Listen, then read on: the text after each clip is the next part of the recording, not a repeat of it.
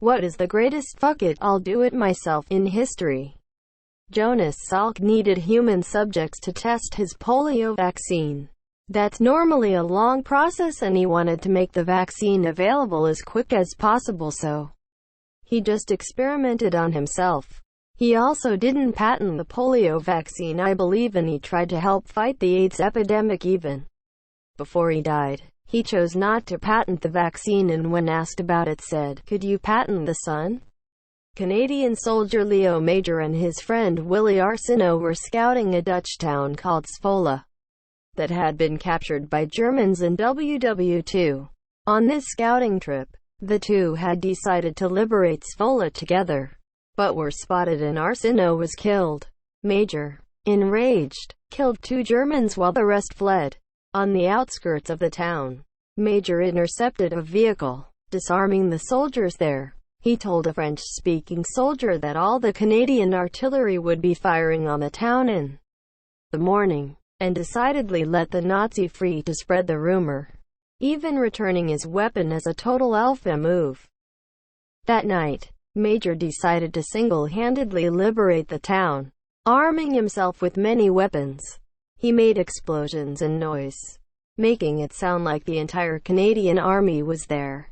Several times that night, Major went back and forth from Zwolle to the Canadian base, taking 8 to 10 German prisoners each time. At one point, Major located the Gestapo, high-ranking Nazis' headquarters, and raided it himself.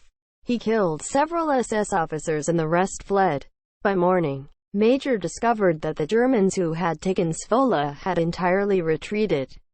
I should also mention that Major was a sniper who had only one eye from a phosphorus grenade explosion years prior, and remained in the military because he insisted he only needed one eye to aim his weapon, and that to him, he looked like a pirate. The Dutch town of Zwolle was liberated by a one-eyed sniper. He has several other legendary acts, but this to me was his best. Edit. Some details, including the return of a Nazi's weapon. This is by turns badass, hilarious, brilliant, pirate. In many definitions, it's a city.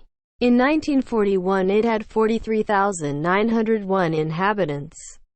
It's a city with a historical fortified center with a moat and some walls. It's not a small insignificant town with a handful of streets.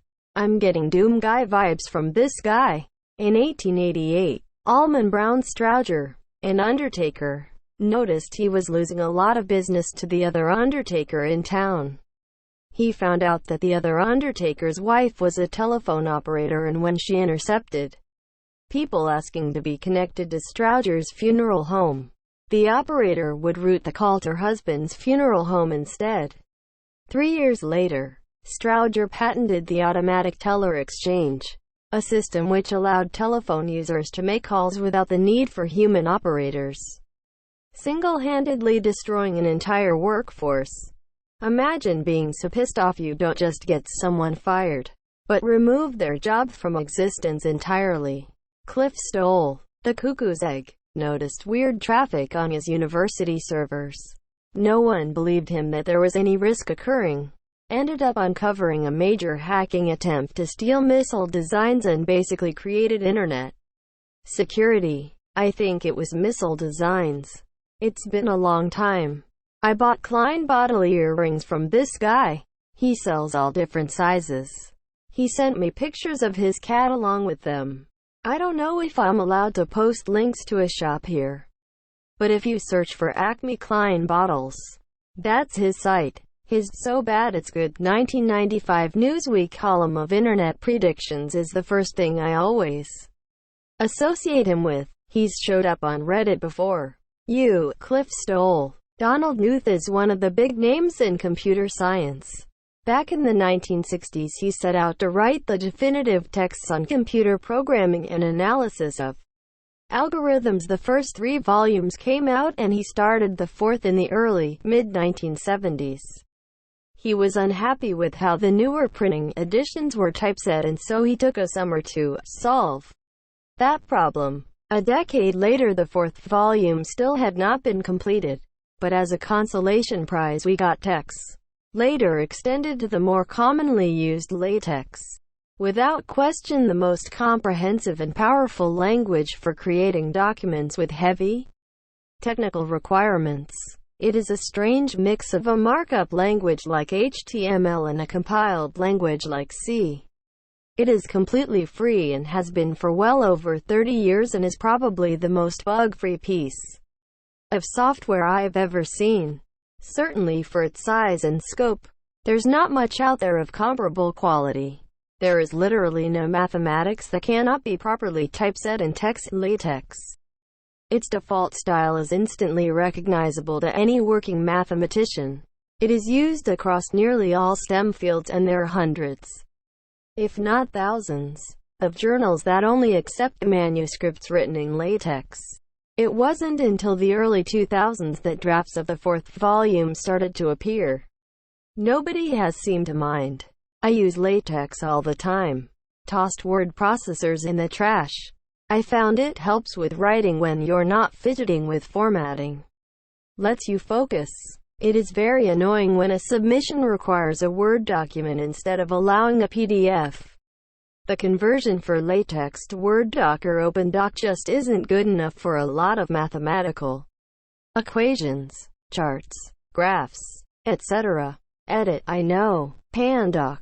It gets the closest but still has some issues. Love latex and used to make all my reports and essays with it during post-grad.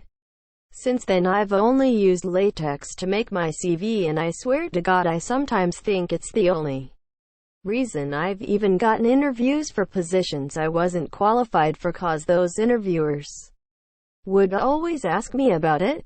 Otis invented pretty much what we consider the modern elevator. Nobody was convinced it was safe so he hoisted himself up extremely high and had somebody cut the cable with an axe to prove how confident he was that the elevator was safe regardless of almost worst-case scenarios. Otis UK are based in Reading. When they answer the phone they say, "Hello, Otis Reading." To finish OP's story, the safety locking mechanism kicked in, and the elevator stopped after only a few inches. He survived. Had it failed there at the New York World Fair, we probably wouldn't have elevators today. I have a funny story concerning the company Otis. So I worked at a hotel and every month or so we would have our elevator inspections. For 2.5 years.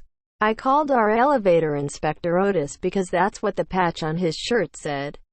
He always responded to the name when I would say, "Hey Otis, how are you?" Quote, it wasn't until one day he passed by the front desk without the backpack that contained all his gear that I saw he had a name tag where the backpack strap usually rested that read Bruce. For 2.5 years I called this dude by his company name instead of his real name and he never corrected me. I was mortified and needless to say heavily apologized to him after finding out. Turns out, I wasn't the only person at our hotel that called him Otis so he just waved it off and said he didn't care. John Snow, not that one. The father of epidemiology. No one believed him that the cholera outbreak in what is now Soho was because of a contaminated water pump. He broke it. They arrested him for vandalism and held him until the outbreak suddenly ended. Edit corrected the location. He was also a pioneer when it came to anesthetics. Queen Victoria permitted him to put her under for the birth of 2 of her children. I visited his memorial in Brompton Cemetery a few years ago. He's right round the corner from Emmeline Pankhurst's grave. Both sites had fresh flowers on them.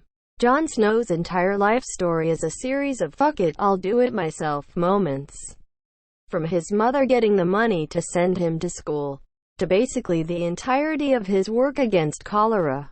Because all his life it was always, "You know nothing, Jon Snow."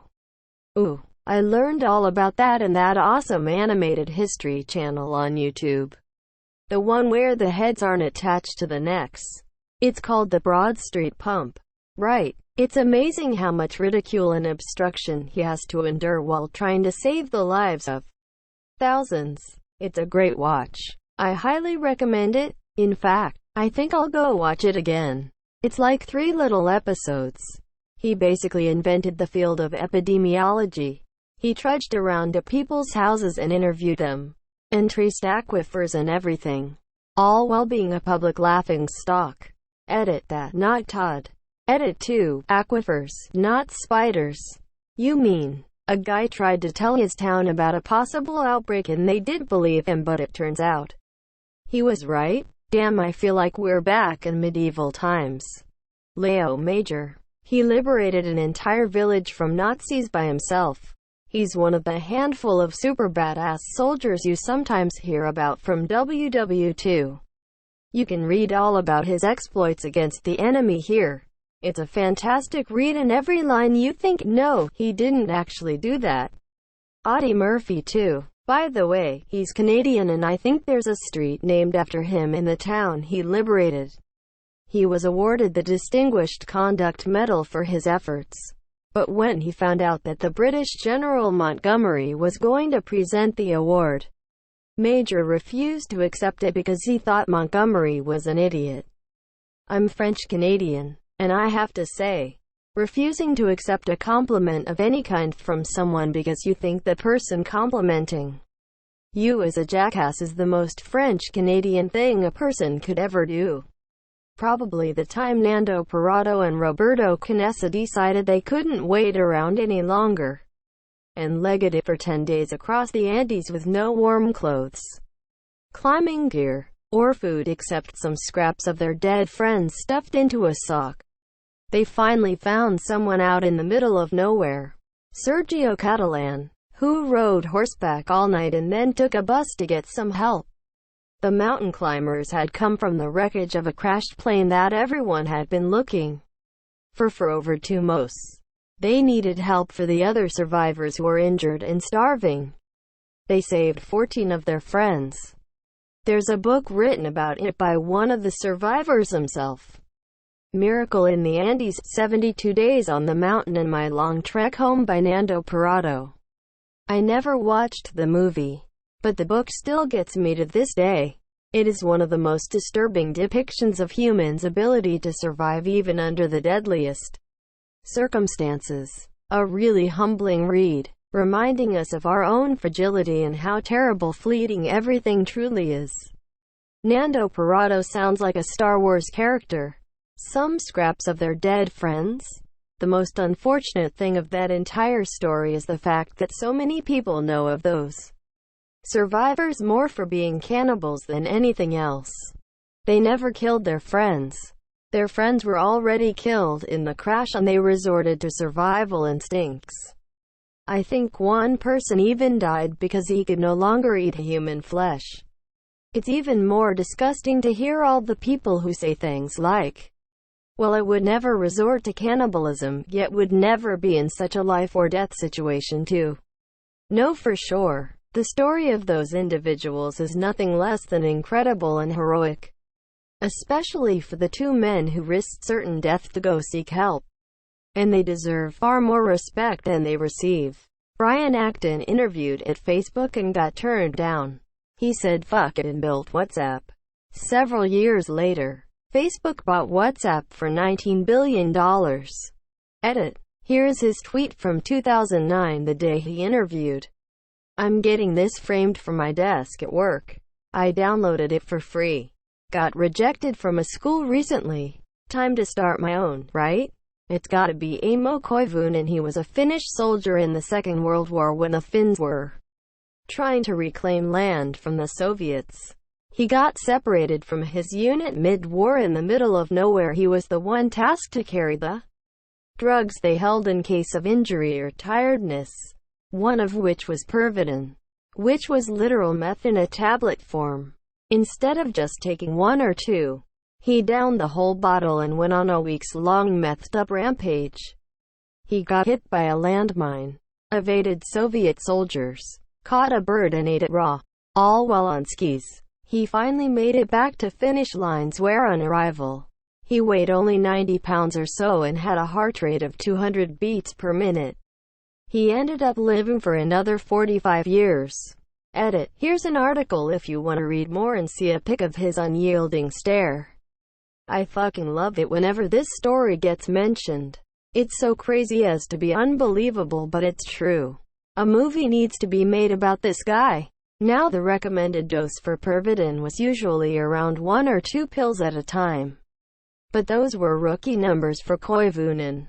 So he went ahead and poured out the entire bottle of 30 tablets, shoved them all in his Herculean gob, and carried on. That was a great read because of that. I always also loved the story of the White Death sniper guy, Simo Häyhä. But Jesus, that guy's stare is intense. He could win a stare down with Putin. Fuck. He had lots of sisu. This is a man who has seen God and laughed. Random internet guy. At that point he was nothing but speed. Maurice Hilleman invented over 40 vaccines during his career in the pharmaceutical industry. In 1963, his oldest daughter caught the mumps. He cultured a sample from her, developed a vaccine, and injected it into his younger daughter. That vaccine is still in use and has saved millions of lives. In total, it's estimated that his work has saved 118 million lives globally. And because he used it on his daughter, it is to this day the fastest any effective vaccine has ever been produced. Fun fact: this vaccine is also the fastest ever to be made in history. From start to finish, taking only 4 years from the beginning of development to the first distribution. This is also why it is unlikely that we will get a vaccine faster than a year for the current epidemic. Asterisk moves. Until Karen came along and fucked it all up by doing her research. I'm surprised no one's mentioned Catherine the Great of Russia. She decided her husband was useless, which, granted, he was, and proceeded to set up a military coup to overthrow him. Even with the plan being discovered early, she dressed herself in military garb and marched with her new army, which had just sworn loyalty to her, down to Peter's palace, where he was forced to resign the throne, all without a single drop of bloodshed, at least until Peter turned up dead some time later under shady circumstances. But honestly, for a military coup it was pretty non-violent. If saying, "Fuck it, I'm ruling Russia myself," isn't great, I dunno what is. I mean, it's right there next to her name for a reason. It's incredible, especially considering A. She's a lady. B. She wasn't Russian. C. She wasn't originally Russian Orthodox. There's a comedy coming out soon on Hulu about this. I thought it looked good and now I know what it's about too. Not a very old story. Manji, or the mountain man, lived in a very remote village of India whose route to nearby was blocked a mountain, and hence villagers had to climb it every time. And they had to do that daily to get essential supplies. During one of these trips, his wife fell down the mountain. He loved her a lot. He tried first to persuade the gov to do a mountain tunnel project there, but to vain. So he went on alone to break the entire mountain with just an axe. He did that for 10+ years and finally suicided. There is a Bollywood movie on him too, titled Manji, the Mountain Man. I feel like he went through a lot of axes, lol. That's pretty impressive though. I went there a couple of years back. So if anyone is interested in seeing what it actually looks like, you can take a look here. What happened to the wife? I recall hearing an old Chinese legend about a farmer who had to climb a mountain every day and got sick of it, so he decided to break down the entire mountain with nothing but farm tools in. One god was so impressed that he sent 2 of his warriors to move the entire mountain for him. Thinking of all the villagers scrambling over the mountain every day past this guy with his axe, instead of helping him, makes me giggle. The guy who started FedEx wrote a college paper about a nationwide overnight shipping company, and got a C. Started the company anyways. Later, after he started it and it was struggling, he couldn't get a loan and the company was almost bankrupt. And he bet next week's payroll at the casino on roulette and won. Also got a silver star in the Vietnam War and now co-owns the Washington Redskins. The latter, often viewed as the biggest failure in his life. It was blackjack, not roulette. Desmond Doss single-handedly saved from 50 to 100 men up on Hacksaw Ridge in Okinawa. His company was ordered to retreat when they were attacked by the Japanese, but instead he said, "No," stayed up on the ridge alone, unarmed, and dragged as many soldiers as he could to safety without any help. Even when he was shot by a sniper and riddled with shrapnel, he made sure they took another guy down the hillside before him.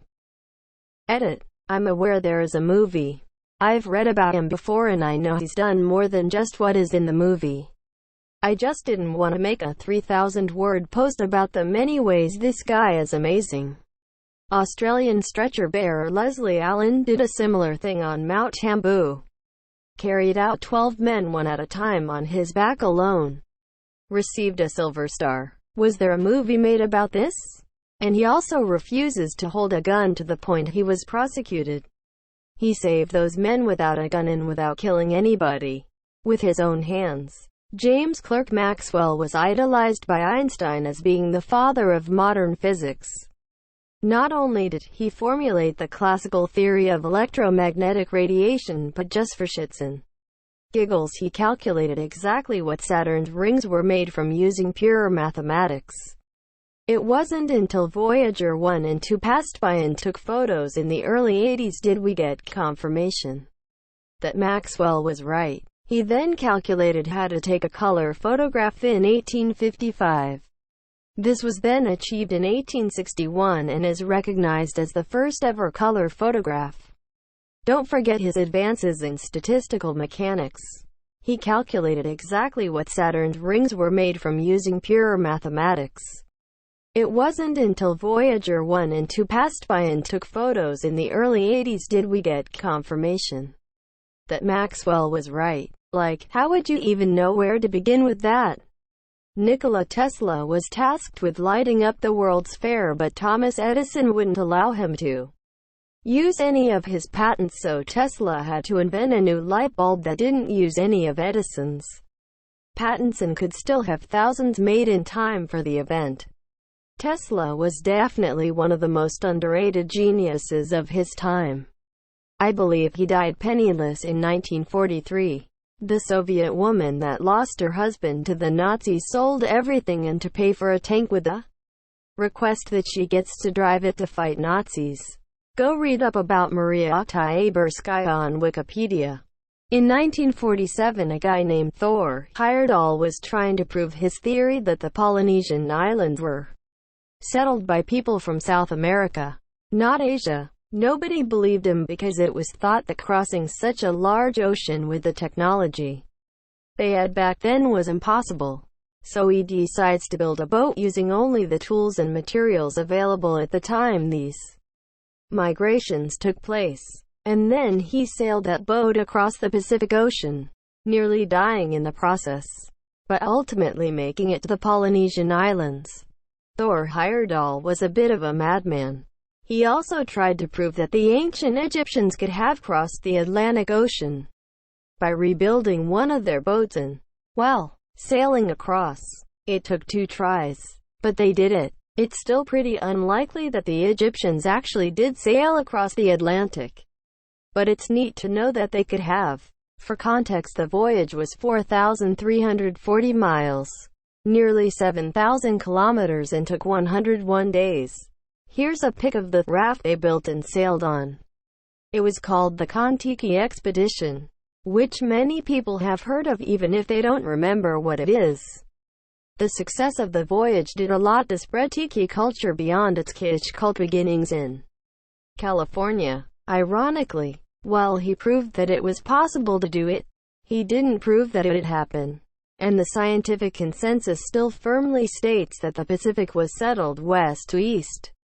There is a movie based on this and I'm glad I read the other comments before responding. It's called Kon-Tiki, and it's pretty damn good.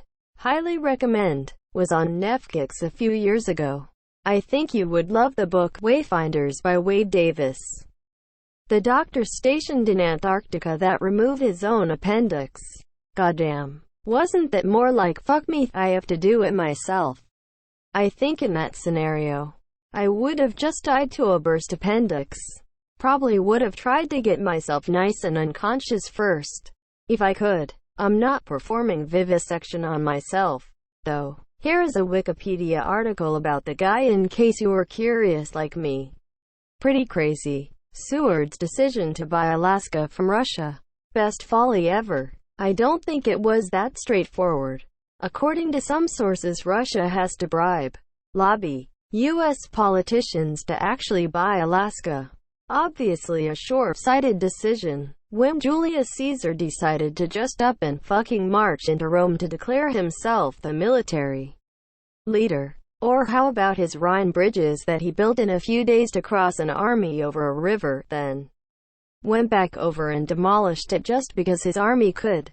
It's said the Germanic tribes saw his army do this and basically shit themselves. Imagine being some nomadic tribe and an invading force comes to a river, builds an entire bridge, crosses it, shits in your land and then goes back home and destroys the entire bridge all in less than a week. Julius Caesar is the August fuck it. What people also tend to forget is that Caesar's move was not without precedent. Marius and Sulla had each pulled the same stunt in 87 and 88 BC respectively during their civil war that set the stage for the civil war between Caesar and Pompey. All three of the marches in Rome helped signal the end of the Roman Republic. Caesar's death and the civil war between the conspirators and Caesar's heirs was the killing blow. The giant Norse axeman who held the choke point at the Battle of Stamford Bridge. By the time the bulk of the English army had arrived, the Vikings on the west side were either slain or fleeing across the bridge. The English advance was then delayed by the need to pass through the choke point presented by the bridge itself. The Anglo-Saxon Chronicle has it that a giant Norse axeman, possibly armed with a Dane axe, blocked a narrow crossing and single-handedly held up the entire English army. The story is that this axeman cut down up to 40 Englishmen and was defeated only when an English soldier floated under the bridge in a half-barrel and thrust his spear through the planks in the bridge, mortally wounding the axeman. 15. Quote, "The whole story behind this period of English history is really interesting, actually. Basically one king, Edward the Confessor, died and there was no obvious successor. There were four options. Harold Godwinson, king's brother-in-law and powerful, popular nobleman. Harold Hardrada, Norse king and distant cousin. A nephew whose name I can't remember. A child, or William the Bastard, Duke of Normandy, claimed the throne was promised to him by the dead king. The Council of Lords sat down and decided that Harold Godwinson was the best choice and he was crowned basically immediately. This annoyed William and Harold. William started getting an army together and Harold basically had to call up everyone he could into military service to fend off the invasion. Harold made his best guess about when and where the Normans would invade. But obviously it's not that simple and his army was sitting around at the ready, on high alert for weeks and weeks. Finally, it hit the point that he couldn't keep the army together anymore and they basically disbanded. The Vikings, led by Harold Hardrada, took this moment to invade England in the north. They sailed in, marched for a bit, and then set up camp. Harold Godwinson scrambled his army back together and marched. Cavalry was not a thing in England at this time. 185 miles in 4 days to get to Stamford Bridge, where they discovered the Vikings chilling because there was no way that the English could arrive from the south for at least a week or two. Then the Battle of Stamford Bridge happened. The English won in a resounding victory, and Harold received news that William the Bastard had landed at Hastings. So he turned his army around and marched them back to the south.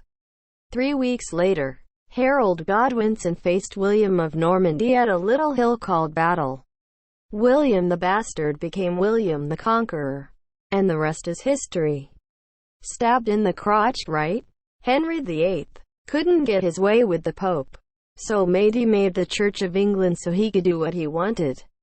This man legit made his own damn religion, which millions still follow today, just so he could cheat on his wife. Edit. He was already cheating on his wife. He wanted to divorce her to marry his mistress. when Nintendo turned down a collab with Sony. Then Sony said, "Fuck it, we'll do it ourselves." The rest is history. To be fair, I think it's what they did. Nintendo and Sony are so different. There's plenty of room for both. Perhaps when no one believed Barry Marshall that H. pylori can cause stomach ulcers, so he thought, screw it, I'll test it on myself, and ended up getting the Nobel Prize. Edit. Wow, I did not expect this to get so many upvotes. Also, thank you folks for the BOA Awards. However, I feel it's necessary to point out that Robin Warren, the co-winner of the Nobel Prize, has actually done most of the work for the discovery. But Marshall got all the attention, well, because of doing this.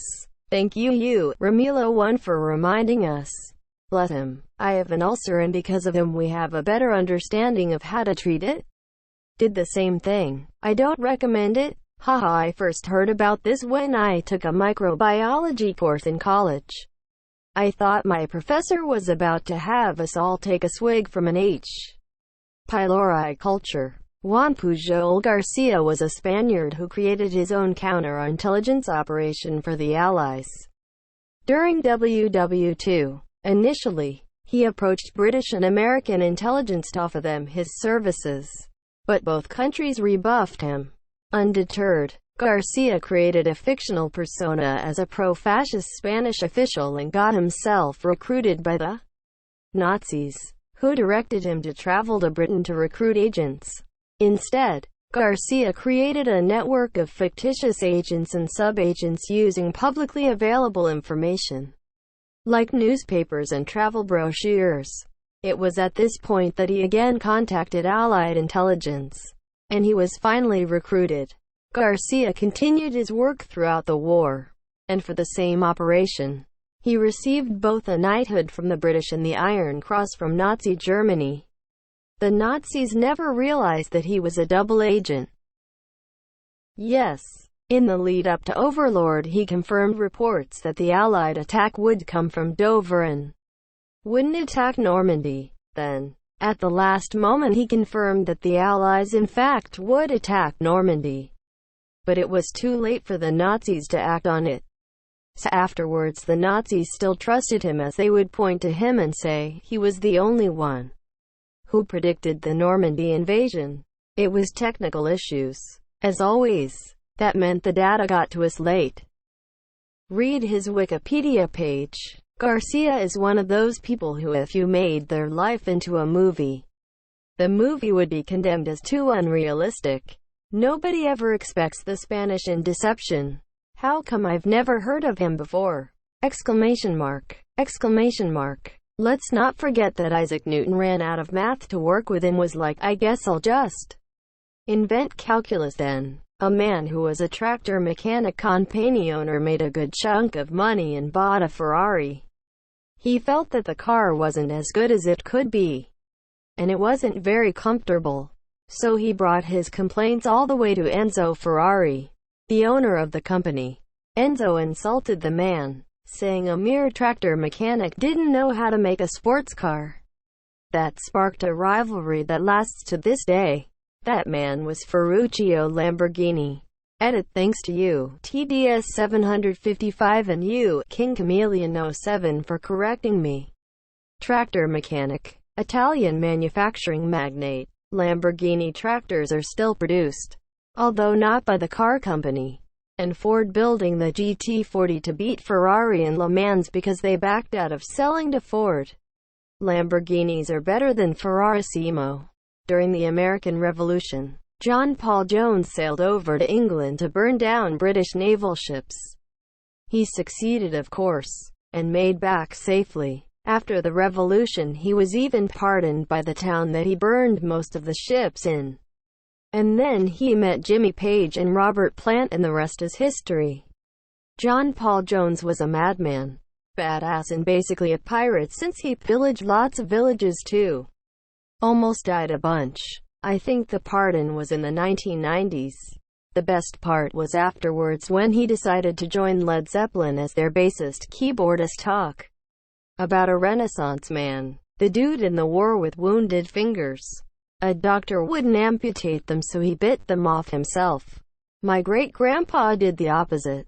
They were gonna amputate his feet in WW2 and he said nah, so he went AWOL and treated his wounded feet on his own. When he came back with 2 perfectly good feet, he basically said, I wanted to keep my feet and I wanted to keep fighting, and as far as I know he didn't get any kind of punishment, even though he was gone for weeks.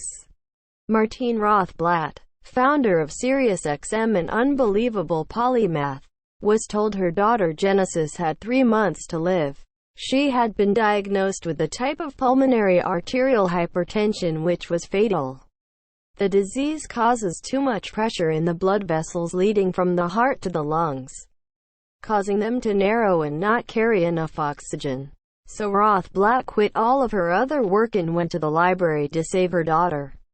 Even though she had zero background in the field, she figured out a cure and in the process founded United Therapeutics, which is